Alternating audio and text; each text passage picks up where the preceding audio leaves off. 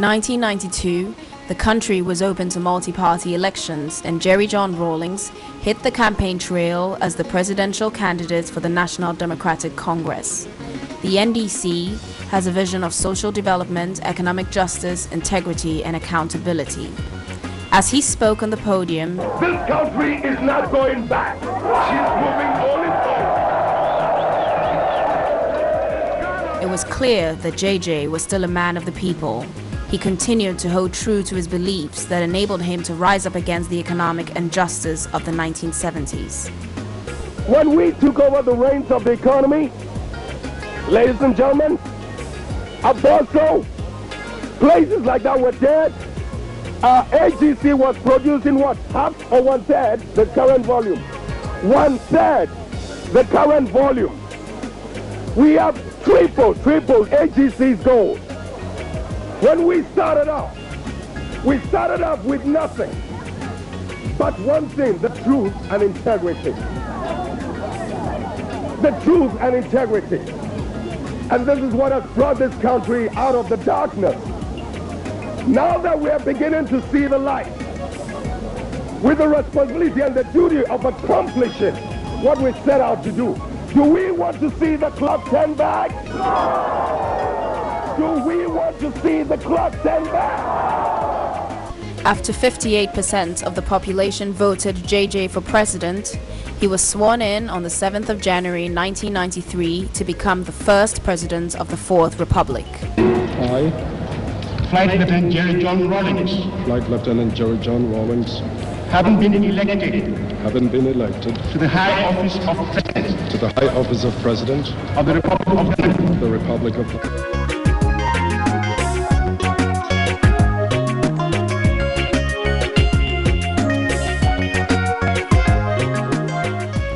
And in 1996, President Rawlings and running mate Professor Atta Mills were on the road campaigning for re-election, which they won. This victory is not a victory to sleep. It's not a victory for laziness, but it's a victory to work even harder.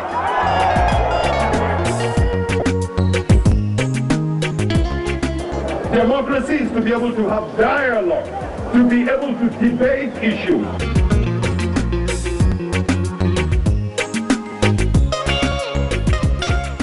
Together with cabinet, the president and commander-in-chief determined general policy of the government.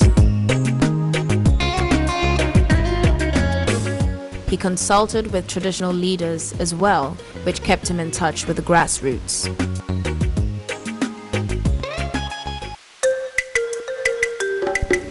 During John Rawlings' tenure in office, a mausoleum was built in honor of the late Osajifo Kwame Nkrumah. Kwame Nkrumah was not perfect, and I may be one of the most critical people about certain aspects of his government. But I will never deny him nor any man the praise for outstanding achievements, and for Dr. Nkrumah in particular, the things that made him a great figure in history. On this 32nd anniversary of Ghana's Republic Day, we are laying Dr. Nkrumah's remains to rest at the site of his greatest triumph.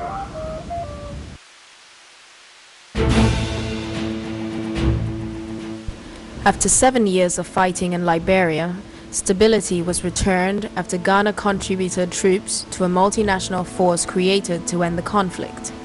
John Rawlings played an integral role in the final peace process, which was brokered through the economic community of West African states.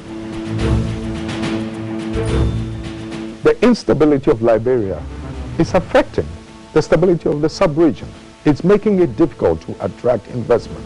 It's making it difficult, to improve the image of Africa. So I'm suffering, not indirectly, directly, both through the contribution of my troops to bring about stability and through the fact that, look, it's creating a wrong perception of Africa. So we have a moral obligation to do what we can to bring about the necessary stability, because we're all being judged, all of us, despite the efforts we're making, We're all being judged just by, little things happening here and there. Quite frankly, I just don't think it's fair and right that Liberia, that used to be, a former colony of America, should have degenerated into a carnage of that kind. No Western country lifted a hand to assist her. And yet she didn't actually need that much. But when it comes to the European theater, the whole of Europe, NATO, the US, everybody pumps in all the necessary resources. And yet we didn't need a fraction of that to assist us in Africa to deal with our own problem. And it's not as if we were not making, our own efforts as members of the ECOWAS community when we put together some troops to move into Liberia and to stop the carnage. We didn't have enough resources. All we could, and being members of the UN, quite honestly, there was no reason why they could not have assisted us in a very humble way. And had they done so, we could have brought this Liberian situation under control a much longer time ago.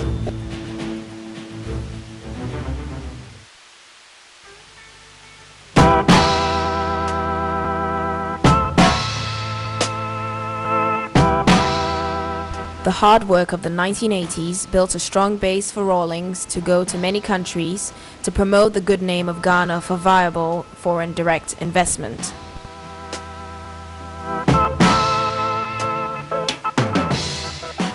It might be going too far to say that we're hoping to become a trading powerhouse. We're only making our very humble effort. But the point is that precisely because of the political stability that we've enjoyed in this country, the world has virtually come to our assistance, led by the IMF and the World Bank, as well as some of the other Western communities, in order to help us lay the foundation for a developmental takeoff. We've used these resources to build roads, to extend electricity into as many regions as possible, and very soon there will not be a single district in my country that will not have energy.